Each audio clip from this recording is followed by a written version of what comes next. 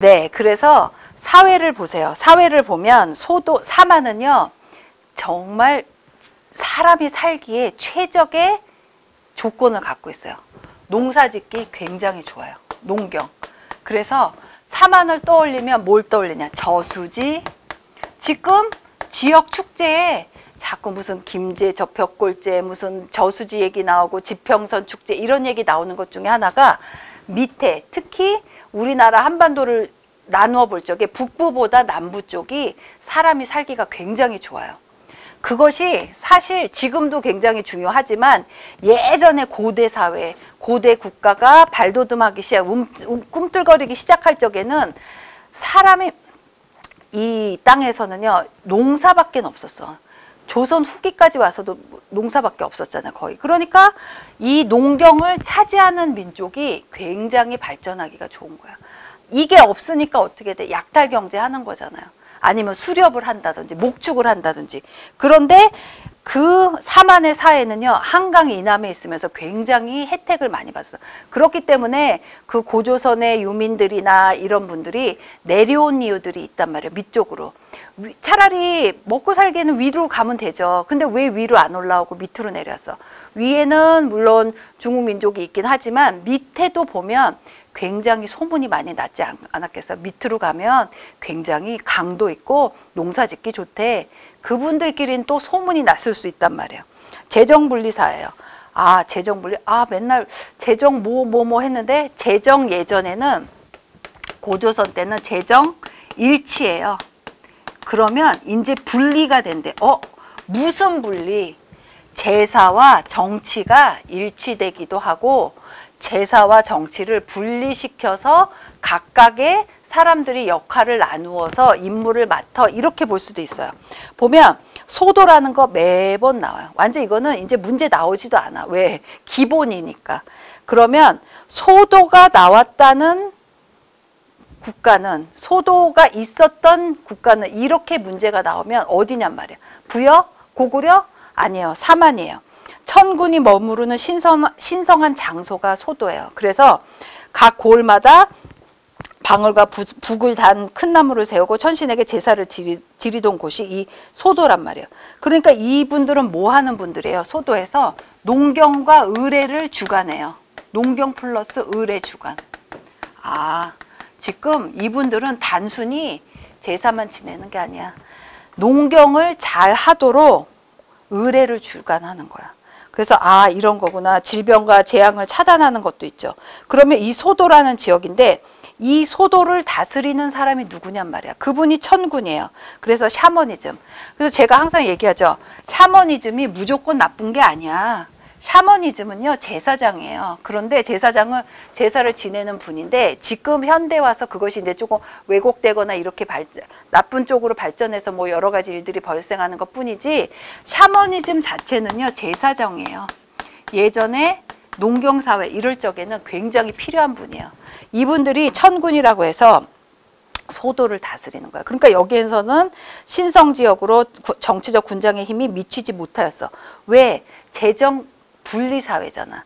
그러니까 제사를 지내는 천군과 정치를 하는 족장, 군장은 완전히 별개의 사람이야. 그러니까 내 지역은 터치하지 말라 이거야. 그렇죠? 그래서 이쪽으로 소도로 도망을 가면 죄를 짓고 잡지 못했어요. 그게 소도, 그 다음에 샤머니즘, 그리고 천군의 위험인 거예요. 그래서 보면 천군이 농경과 종교에 대한 의례를 주관하여 신구 문화 주관하고 그 다음에 신구 문화의 충돌을 융합시켜 주는 거예요. 그래서 갈등을 완화해 주는 존재예요. 그러면 아, 지금 이분들 여기에서 이제 또 제가 책에 안 넣었는데 소떼라는 게 나올 수 있죠.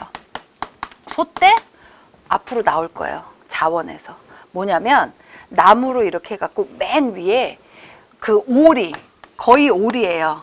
뭐 새라고 그러기도 하는데 보통은 오리를 나무로 만들어서 아니면 뭐 청동으로 만들어서 딱 고을마다 경계선에 세워둬.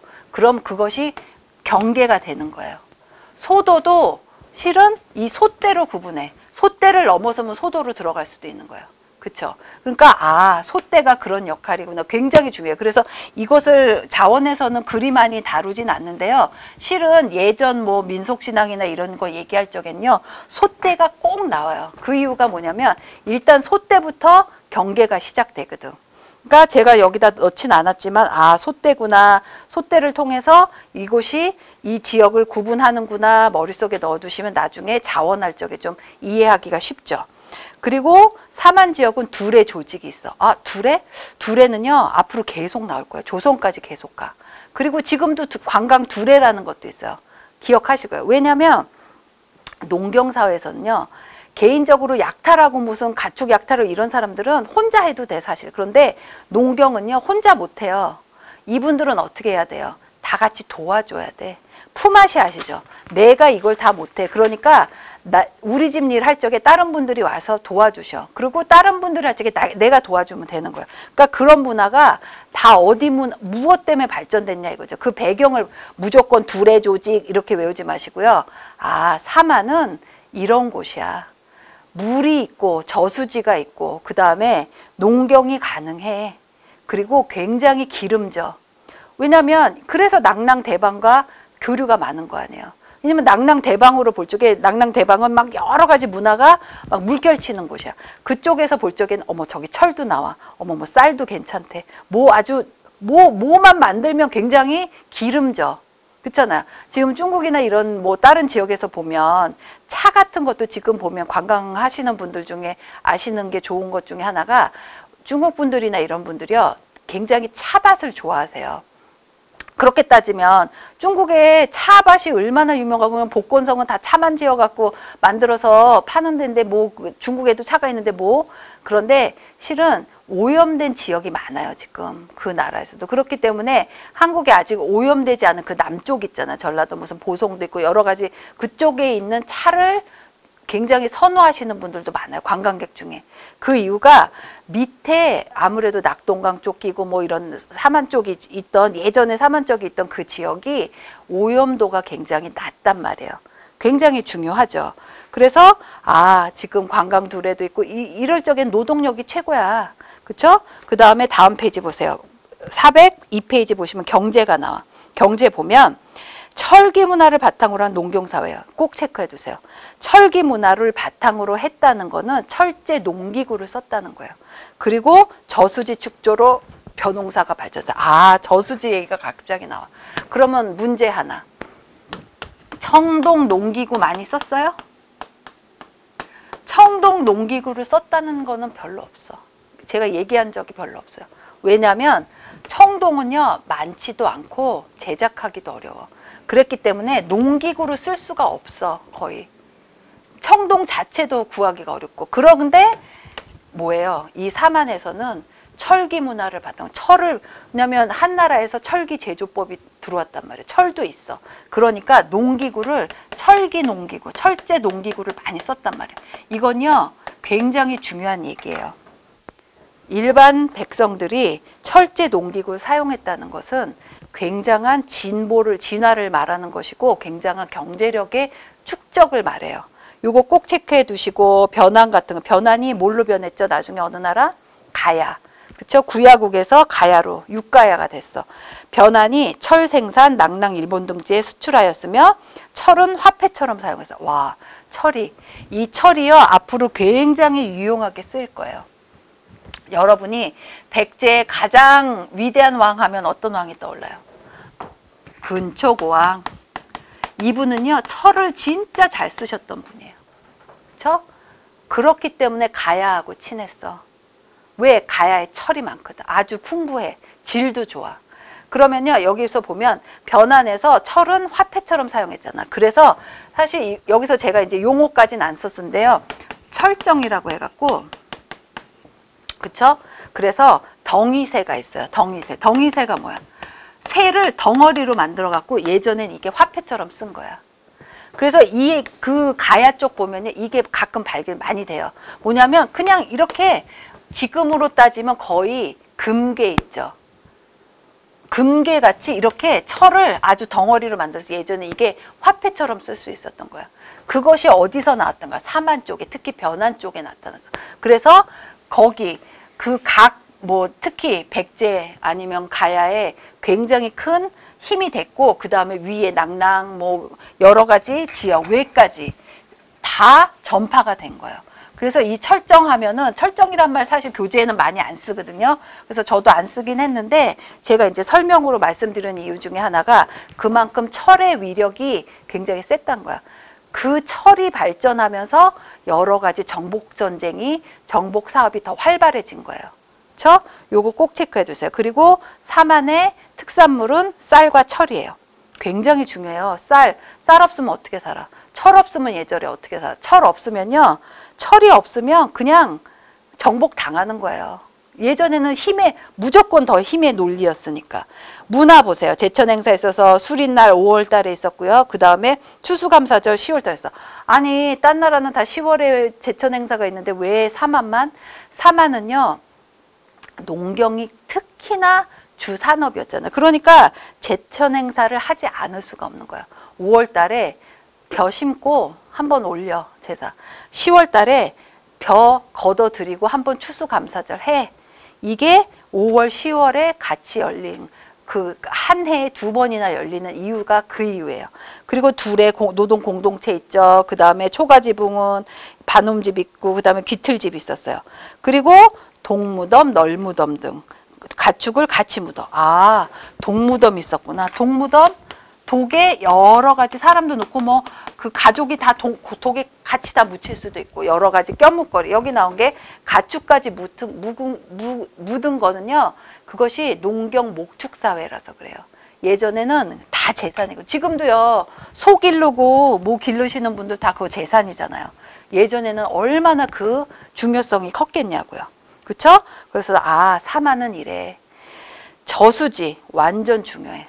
사만은요. 제가 처음에 얘기할 때부터 저수지 얘기가 나왔어요. 저수지 물 관리하는 자가 힘을 갖는 거야. 그래서 저수지에 김제벽골제, 제천의림제, 밀양수산제 완전 우리 이거 초등학교 때 딸딸딸 외웠던 것들이에요. 요거 꼭 체크하시고 그 다음에 사만은 그러니까 지금 다 특성이 나와서 사만의 캐릭터가 나온 거야. 이 밑쪽 한강 이남 쪽에 있는 사람들은 이러이러한 업을 해먹고 하고 이렇게 살았어. 그 소도도 나오고 천군 얘기도 나오고 군장 얘기도 나왔어. 키워드가 다 머릿속에 들어가야 돼. 그러면 이제 국가의 형성이 나오는 거야. 군장국가 청동기 때였어. 아주 쉽게 얘기해서 뭐 고조선 뭐 단군조선 이런 데 청동국가. 위만조선은요 청동기 국가가 아니에요. 단군조선 때 청동기로 시작해서 위만조선 때는 철기 문화가 꽃피었던 곳이에요. 그리고 연맹왕국은 철기, 그 다음에 완전한 중앙집권국가. 중앙집권국가는요, 왕이 이제 여러 가지 체계들을 갖추고 들어가는 거야. 중앙집권국가는 고대국가로 발전을 한 거야. 살아남은 거야. 3개국이 살아남은 거야. 그쵸? 굉장히 중요한 거예요. 예전에는요, 그냥 힘없으면 죽는 거예요. 뭐 지금도 마찬가지예요. 그러니까 그냥 무력이건 경제력이건 없으면 그냥 끝나는 거야. 그냥 잡혀가서 노비로 살거나 그냥 아무렇게나 막 들어와서 그냥 침입하고 끌고 가고 막 이게 법도 뭐 필요가 없어. 그러니까 어떻게 돼? 그때는 거의 막 아노미 상태야. 그러다가 이제 서서히 체계를 밟아가고 그 다음에 연맹왕국이 다른 왕국의 그 집단에 대한 지배력을 키우면서 이제 어떻게 돼요? 영향력을 강화하고 제도를 정비해서 이제는 완전한 왕권이 강화가 되는 거죠. 그리고 그렇게 되면서 이제 서열이 정해지기 시작하는 거야. 고대 국가로 발전하는 거죠. 고대 국가로 발전하면서 부족 국가들이 중앙 귀족으로 편입이 돼. 고대 국가로 이제 내 밑으로 모여 이렇게 되는 거야. 고대 국가에서 왕이 나 이제 힘 좀 쓸 거니까 내 밑으로 쫙 줄 서. 그걸 이제 일원화했다고 해요. 그래서 관리 임명도 하고 그 다음에 그러니까 지방의 귀족들인 사람이었던 사람들은 중앙의 관료로 편입이 되는 거야. 그래서 일제, 일원화 조직, 이론적 질서 체계에 편입이 됐다고 해. 이제 고대 국가로 되면요, 이제 서열이 정해져.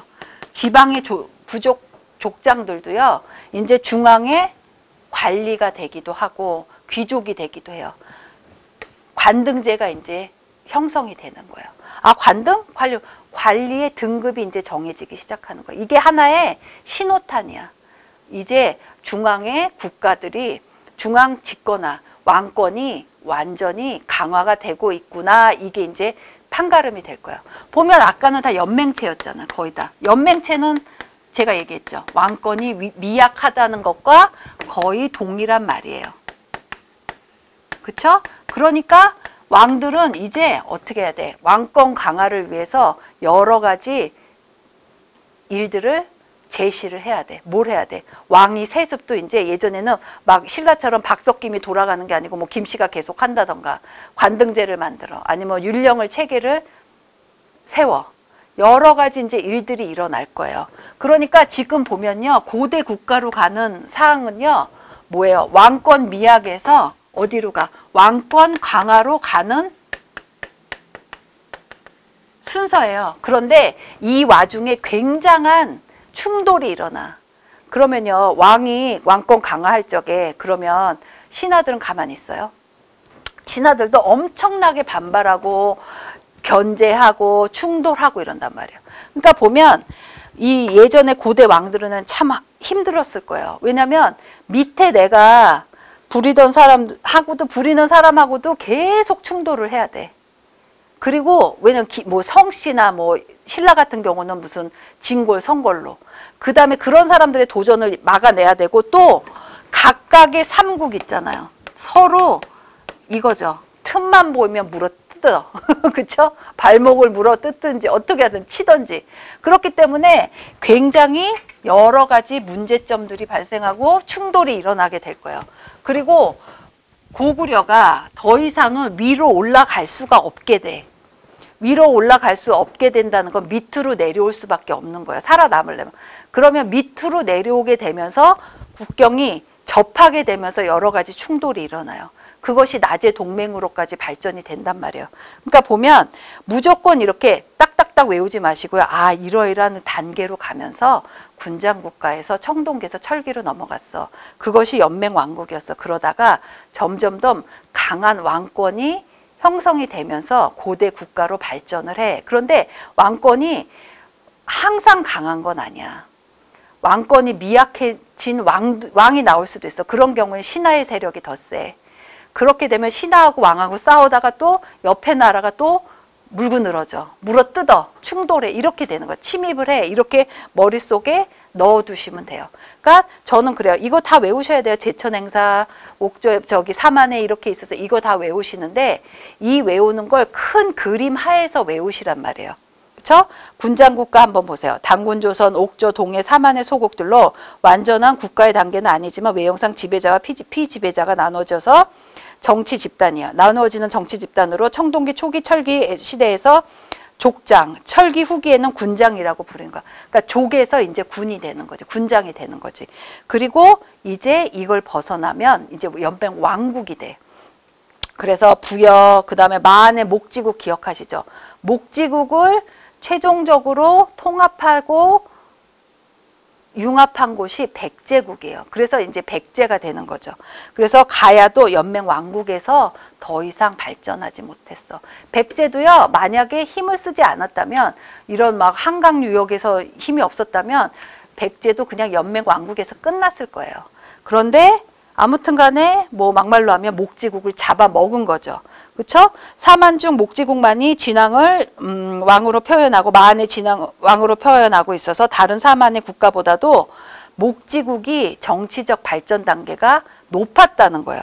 그래서 족장들은 독자적인 세력이 강해 왕권이 미약하고 지방 분권적인 정치 체계를 갖고 있었어요. 그러니까 족장들은요, 한계가 있어. 내 부족 챙기다가 끝나는 거야. 그래서 왕권이 미약할 수밖에 없어요. 그리고 족장들은 왕권이 미약할 수밖에 없는 이유가 있어요. 족장이나 이런 사람들은 다 선출제예요. 세습제가 아니란 말이야. 세습은 내 동생, 내가 죽은 다음에 내 동생이나 내 아들이 왕이 되는 거지만, 선출은요, 각 부족장 중에 돌아가면서 족장의 킹이 되거나 아니면 족장의 왕이 되거나 아니면 선출제는 그래요. 아니면 족장 중에 돌아가면서 하던가 아니면 족장 중에 가장 힘이 센 사람이 그냥 왕이 되는 거야. 선출제라는 건요, 내가 힘이 없고 누가 선출을 해줘야 되는 거잖아. 그러니까 내가 왕이 되더라도 왕권은 미약해. 그러니까 거기에서 문제점이 발생을 하는 거야. 왕이 힘이 없어. 부족들의 눈치를 많이 봐. 그래서 고구려도 초기에는 뭐예요? 제가 회의는 무종 계속 있어 왔지만 고구려도 보면은 오부족 연맹체였어요. 그러니까 그걸 확실하게 구분을 하셔야 돼요. 그래서 고대 국가로 발전하면서 그 관등제의 의미가 그건 거야. 족장들이 어떻게 돼? 이제 부족의 족장들이 왕 밑으로 쫙 줄을 서게 되는 거예요. 그 서열 정리가 중요한 거죠. 그 질서 체계로 편입되는 거. 그렇죠? 그래서 중앙 집권 국가는 고구려 백제 신라를 일컬으며 왕 아래 귀족들이 관료화의 단계를 걷는 거야. 왜냐면 사람이요 참 중요한 게 같은 밥 먹고 사는 것 같으면 같이 막 대들어요. 근데 내 밑으로 딱 너는 여기야. 네 위치는 여기야. 이렇게 딱 줄을 세워주면요. 도전하기가 힘들어요.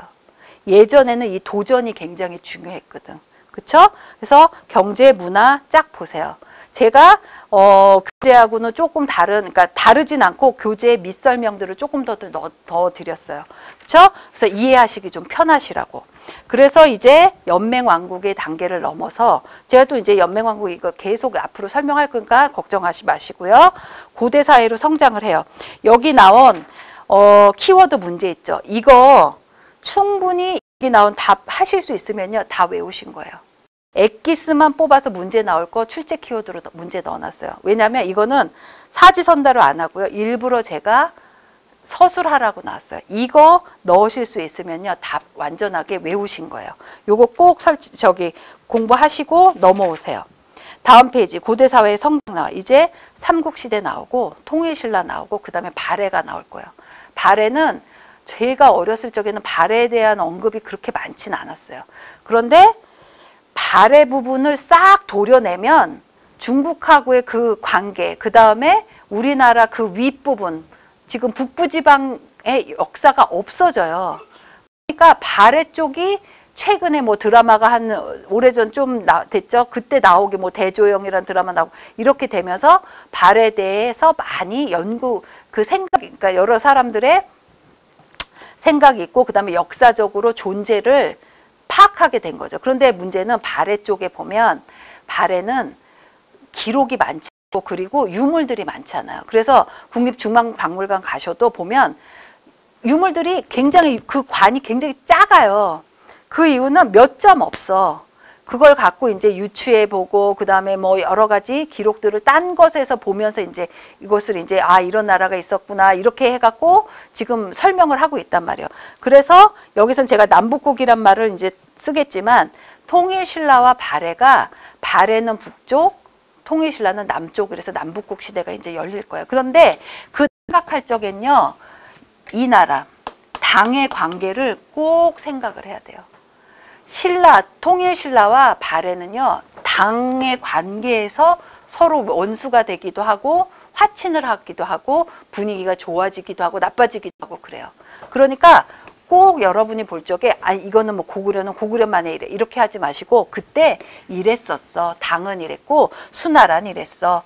그리고 이러한 관계에 의해서 지금 신라와 고구려는 이렇게 싸우고 있어. 신라와 백제는 이렇게 싸우고 있어. 이 관계를 잘 보셔야 되는 거예요. 한번 보세요. 키워드 제가 일일이 설명 안 드릴 테니까 키워드 중심으로 공부하세요. 그리고 지금 보면 동양의 고대가 이제 잠깐 설명드릴게요. 제가 무슨 중국 지금 역사를 지금 얘기하는 건 아니니까 빨리빨리 얘기 드릴 거예요. 그리고 적으실 분들은 빨리 적으세요. 그래서 보면 동양의 고대, 그 다음에 서양의 고대로 나눴어요. 그래서 보면 특히나 여기서 수나라, 당나라가 나올 거예요. 특히 이 부분 보시고 그 다음에 한나라, 그 다음에 뭐 제가 적지 않은 삼국, 위호척, 그 다음에 5, 16국 얘기들 조금씩 할 거거든요. 지금 적을 시간이에요. 딱 준비하세요. 보면 고대사회예요. 고대사회 보면은 이제 동아시아 문화권이라는 얘기가 자꾸 나올 거예요. 지금도 많이 써요. 동아시아 문화권이 뭐지? 그래서 왜 지금 지금 뉴스에도 뭐 동아시아, 그 다음에 국사 얘기하면 동아시아 문화권 얘기하거든요. 동아시아 문화권은요, 당으로부터 출발해요. 당나라가 한국, 일본, 베트남 등 동아시아로 문물들을 전파해서 문화권을 이룬 거예요. 그래서 주변 지역에 전파돼서 형성된 문화권을 말해요. 그러면 뭘 전해줬냐 이거야. 보면 당의 문화는요. 동아시아에 한자, 유교, 불교, 그 다음에 율령, 법체계 있죠. 이런 것들, 체계 등을 전수해 줬어요. 아, 당나라 한번 떠올려 보세요. 당나라는 여러분이 뭐 모르신 분도 있겠지만 당나라 보면 굉장히 개방적인 사회였어요. 그리고 여러 문물을 많이 흡수했어요. 서역, 북방, 그래서 심지어 기마 민족들 있잖아. 그 의상도 굉장히 유행을 했고 호족이라고 해서 뭐 화장법 굉장히 많이 이민족의 문화를 많이 수용을 했어요. 그러니까 당나라의 문물을 많이 섭취하는 나라, 흡수하는 나라가 굉장히 발전할 가능성이 높았던 거예요. 그러니까 이것이 동아시아 문화권으로 형성이 되는 거예요.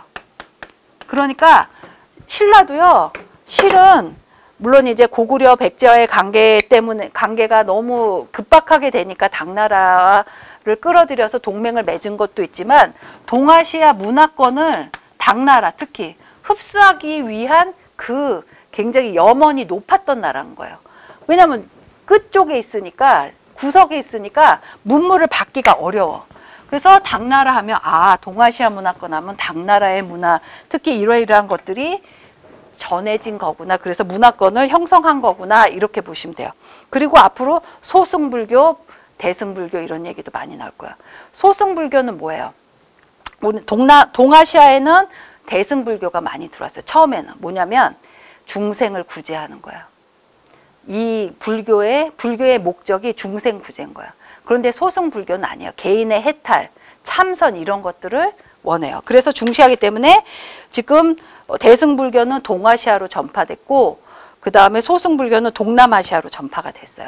그러니까 아 이런 걸 보면서 지금 보면 얘기 불교도 계속 소승불교, 선종, 교종 얘기 나올 거예요. 그건 뭐냐면 어렵고 혼란한 사회에서는 선종이 자꾸 부각이 돼요. 왜냐하면 개인적인 해탈 뭐 이런 것들 참선을 위주로 해서 아 나도 언제든지 누가 돼 부처가 될 수도 있고 누구든지 극락 왕생할 수 있어 이런 것들이 이제 사람들 사이에서 전파가 되는 거예요. 그럴 적에는 혼란스럽고 어려울 땐 선종 이런 것들이 많이 전파가 되거든요. 그러니까 그래서 일반적으로 불교는 소승불교와 대승불교로 나눠. 요것도 머릿속에 넣어두세요.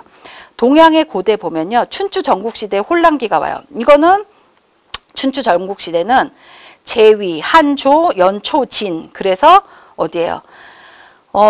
기원전 771년부터 453년까지 그리고 453년에서 221년까지가 춘추 전국시대 혼란기예요. 그런데 춘추 전국시대 전에 은왕조가 있고 주왕조가 있었어요. 아마 은나라, 주나라 기억하실 거예요. 은왕조는 청동기 시대예요. 그래서 은력 사용한다 뭐 이런 얘기도 나왔었잖아요. 그리고 주왕조는 봉건사회예요. 땅을 가지고 매개로 해서 신하와 뭐 구별을 하는 이런 사회예요. 그리고 보면 춘추 전국시대 때 봉건제가 붕괴가 되죠. 그리고 죄송해요. 춘추 전국시대 때 철제 농기구를 쓰기 시작해요. 철제 농기구 사용.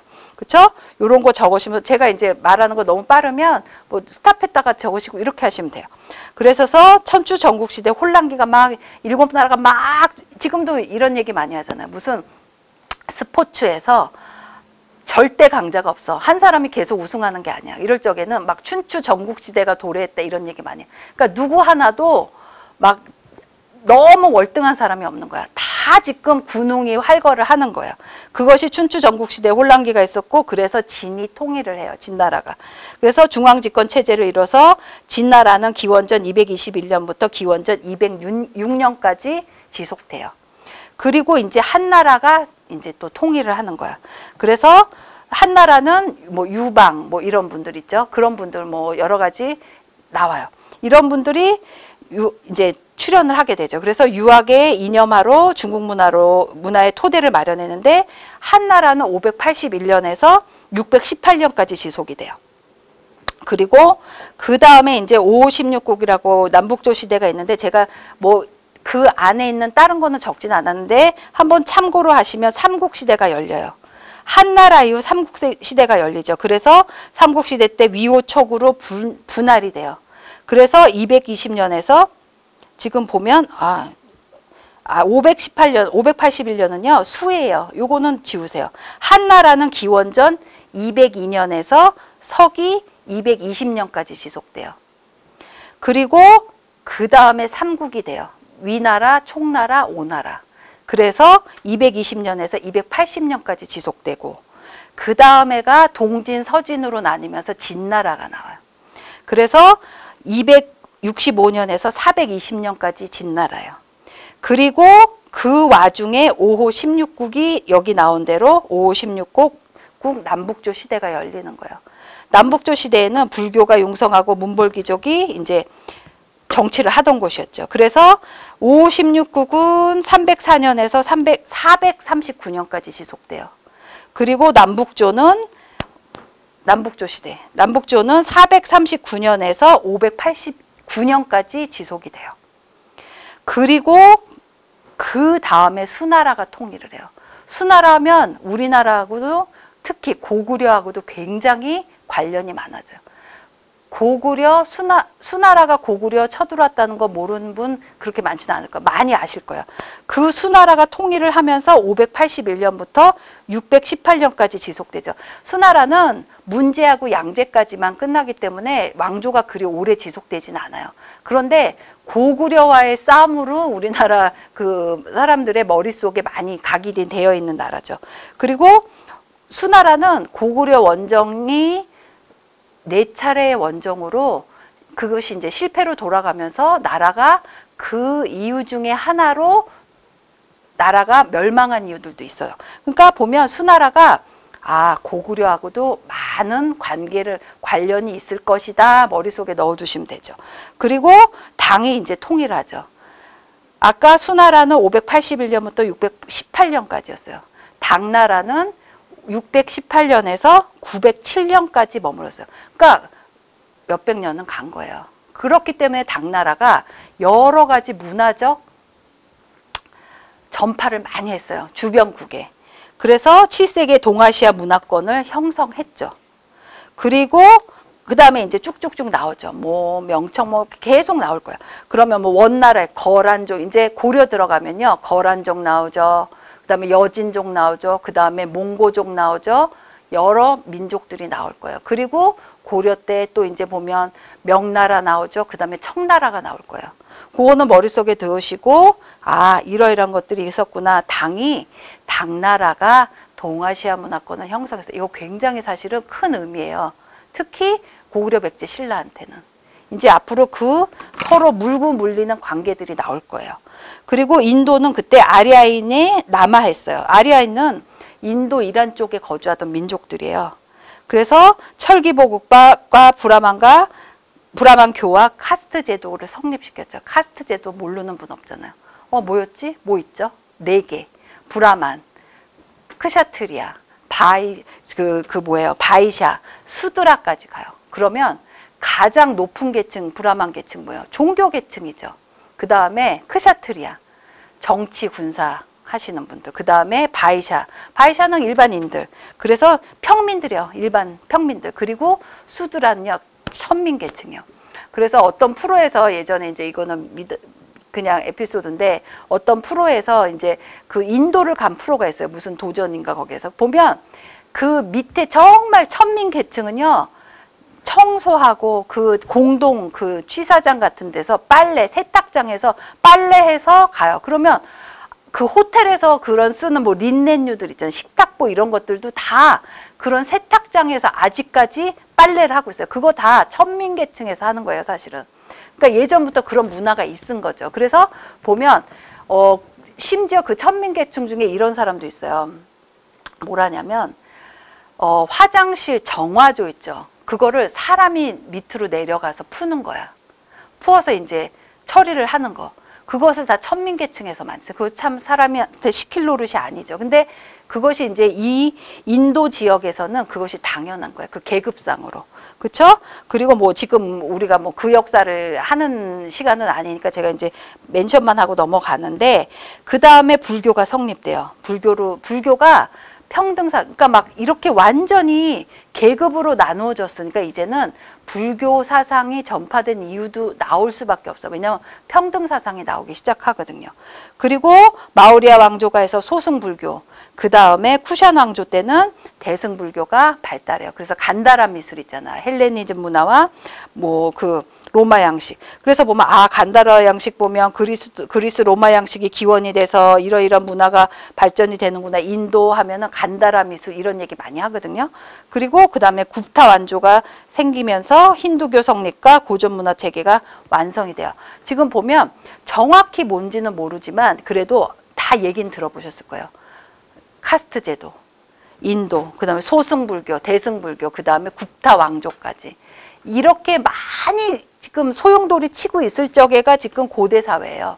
그러니까 보면요, 가장 변화가 많고 막 여러 가지 꿈틀대고 용트림이 시작될 때가 이미 다 지금 당나라서 그 중국도 마찬가지야. 그리고 인도 쪽도 막 그냥 여러 가지가 생기고 있고, 특히 고대 사회, 고대 왕국일 적에, 그 다음에 고대 국가 했을 적에 우리나라도 보면요, 고구려 백제가요, 고대 국가라고 하는 거 제가 자꾸, 고대 국가 했을 적에가 아직 뭐가 정확히 이루어진 때가 아니잖아요. 무슨 나라의 경계나 뭐 여러 가지가 아직 체계화가 안 됐을 적에 정말 여러 가지 그냥 혼란스러운 상황들이 굉장히 많이 펼쳐질 거라는 거죠. 그래서 통일신라 최초로 민족의 통일이 있기 전에 고구려 백제 신라는요, 정말 굉장히 힘들었고 힘들 시기가 이제 앞으로 오게 돼요.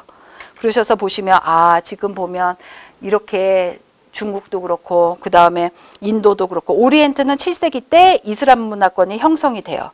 그래서 뭐 메소포타미아 문명, 문화, 그 다음에 이집트 문명, 그리고 뭐 오리엔트 통일하고요. 그 다음에 알렉산더 원정, 여러 가지 이제 헬레니즘 문화 뭐 이런 것들이 발전이 돼요. 아까 간다라 미술 나왔잖아요. 인도 쪽. 이제 헬레니즘 얘기가 나올 거예요. 그래서 서양의 고대 한번 보세요. 그리스 보면 아테네에서 민주정치 발전했죠. 막 여러 가지 철학적인 사상이 이때 나왔잖아요. 그리고 인간 중심의 문화 발전하면서 알렉산드로 대왕이 원정으로 몰락을 하면서 어떻게 돼요? 헬레니즘 문화가 그리스 문화와 어떤 문화, 오리엔트, 동양의 문화가 결합이 되면서 굉장히 헬레니즘 문화가 발달을 하는 때가 이때인 거예요. 그리고 로마에서는 지중해 전역에 대제국이 건설되고 게르만족이 이동했죠. 그리고 서로마 제국이 멸망하면서 서양 고대 문화 완성되고 그리스도가 성장했어요. 로마 하면요, 기억하실 거예요. 우리는 지금 뭐 여러 가지 지금 얘기를 했지만 로마 하면 관광하고도 관련있어. 그쵸? 로마 시대 때 관광 발전 있었어요. 그쵸? 기억이 안 나. 근데 들은 건 같은데. 근데 무슨 얘기했을 때 들은 거 제가 많이 반복을 했거든요. 그런데 기억이 정확히 안 나. 그러면요, 개론책을 다시 보세요. 로마 시대 때 관광에 어떤 변화들이 있었나. 왜 로마 시대 때 관광이 발전했는지를 다시 한번 보세요. 예전에 이거 문제 나왔던 적 있죠. 근데 지금 안 나오리라는 법은 없지만 나올 수도 있죠. 그런데 로마 시대 때 관광이, 개론 같은 경우는 관광의 역사를 얘기를 했단 말이에요. 그렇기 때문에 기억이 안 나면요, 그 역사를, 관광의 역사인 개론을 다시 보시면 돼요. 지금 보면 개론을 또 놓은 분이 있을까 봐 그래요. 놓으시면 안 돼요. 그쵸? 개론 굉장히 까다로워요. 문제, 여러분이 생각하는 거에 반밖에는 못 맞으실 거예요. 신경 안 쓰시면. 그러니까 지금 신경 많이 쓰셔야 돼. 국사 보면서요, 개론 항상 보세요. 제가 또 이제 이렇게 다시 잔소리를 시작하고 반복하고 있어요. 그쵸? 보시면 우리나라 이제 고대 국가가 막 지금 막 당나라 막 다 인도 막 이렇게 그냥 다 소용돌이 치고 있는데 우리나라 고대 국가도 지금 막 꿈틀거리고 있어. 근데 그 꿈틀거림이 굉장한 그 에너지로 지금 막 각국에 투입이 되고 있는 거예요. 한번 보세요. 우리나라 고대 국가의 형성 보면 고대 국가의 성격 보세요. 발전 과정은 소국의 군장 국가였어. 그러다가 연맹 왕국이 되고 그 다음에 고대 국가로 발전했어요.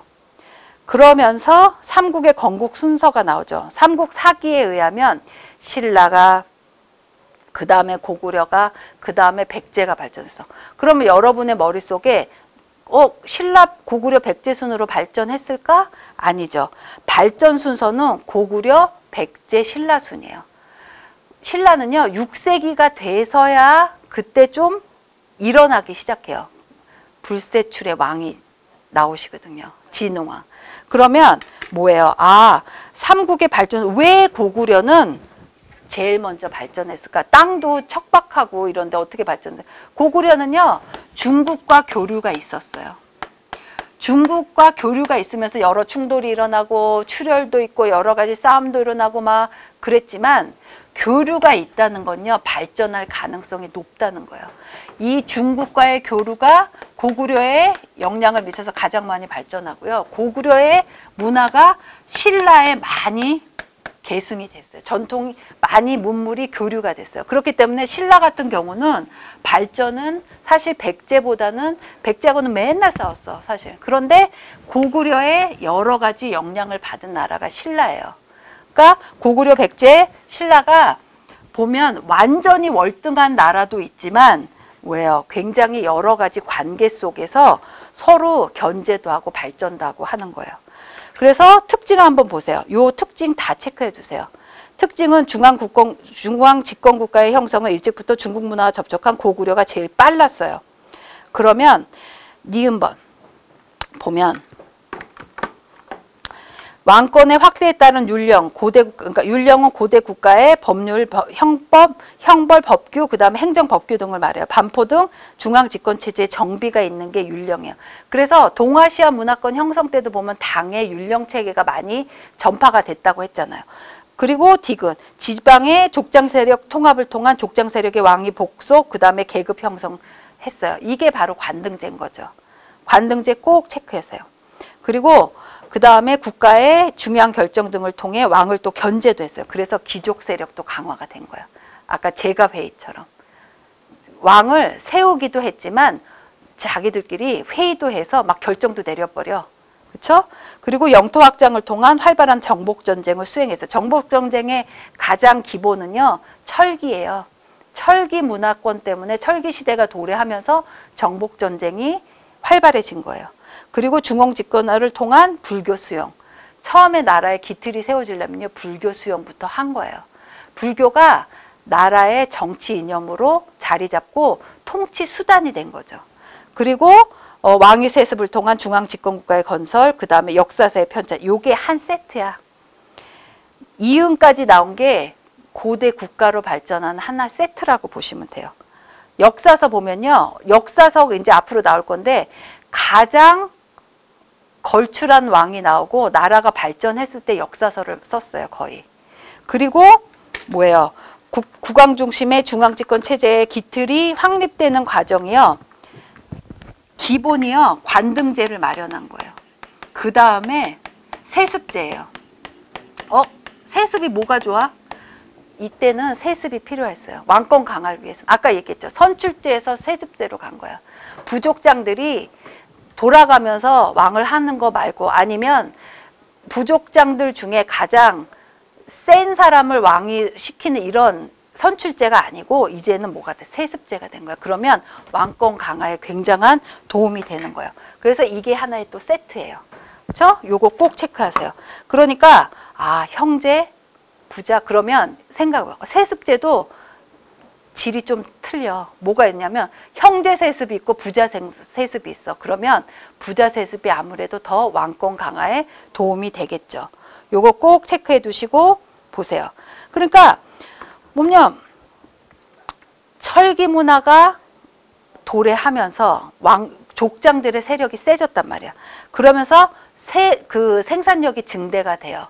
그래서 족장들이 왕을 선출하면서 왕권이 미약되던 게 이제 점점점 왕권 강화책으로 여러 가지 이런 특징들을 써가면서 이것을 써가면서 왕권 강화를 강화시키면서 그리고 정적들을 제거해 나가는 거예요. 왜냐하면 살아남으려면 또 방법이 없어. 그렇죠? 그러니까 지금 보면 이렇게 고대 국가가 이런 식으로 발전해서 거의 고구려, 백제, 신라가 이런 식으로 가요.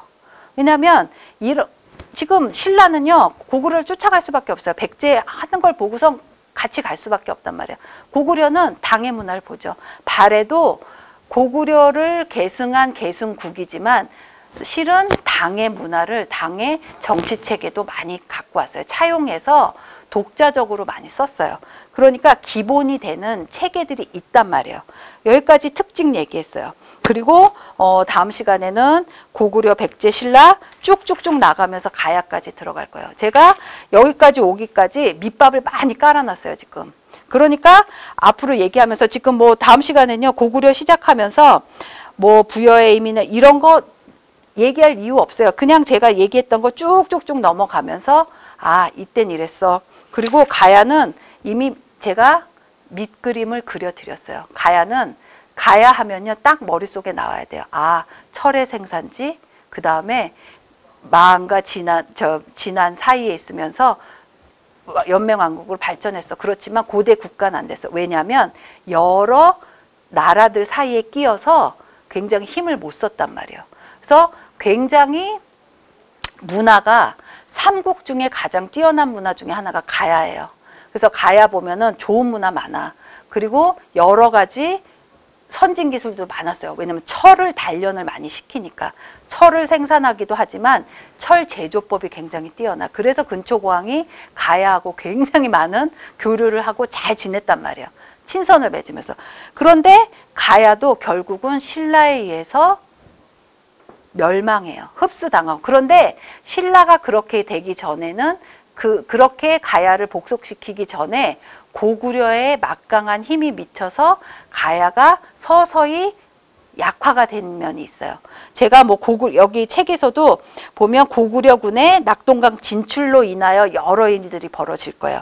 페이지 406페이지에 보면 이제 가야가 왜 그렇게 될 수밖에 없었고 고구려 때문에 신라가 정치 상황이 어떻게 변했고 백제도 어떻게 변했다, 이것까지 이제 얘기가 나올 거예요. 그러니까 가야가 단순히 무슨 토기의 나라, 말가춤의 나라, 무슨 철제의 나라, 무슨 농업의 나라 이런 것뿐만 아니고 여러 관계들을 중간에서 굉장히 많이 여러 관계들의 뿌리들 이제 그 나가는 방향을 어찌 보면은 딱 중심을 잡아준 나라이기도 해요.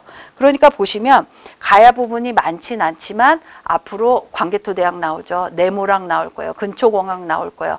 이런 분들이 실은 고구려의 그 삼국의 중심이에요. 그러니까 그분들 머릿속에. 그리고 나 왕이 너무 많아서 저 외우기가 힘들어요 하지만 제가 찝어드리는 여기 교재에 나온 왕들만 조금 잘 보시면요. 거의 대부분의 관계들은 다 나와요. 그래서 오늘 저 수업 들으신 분들은 요거 보시면서 예습을 좀 하세요. 태조왕 나오고 고국천왕 나와. 그리고 이제 광개토대왕 나오고 광개토대왕과 여러 가지 일들 제가 설명할 거거든요. 그리고 장수왕이 밑으로 내려와서 여러 가지 일들이 벌어질 거예요. 그 관계만 정확히 아시면 고대 국가에서요. 정치만 정확히 아시면요. 사회 경제가 다 딸려 나올 거예요. 그러니까 잘 보시면서 한번 예습을 해갖고 오세요. 그렇죠? 그렇게 하셔서 이제 중요한 부분들은 거의 다 설명했어요. 밑그림 그려드렸고 중앙에 그 왕권 강화는 이렇게 했어. 선출제에서 세습제로 가는 과정이야. 이렇게 머릿속에 넣어두세요. 수고하셨어요.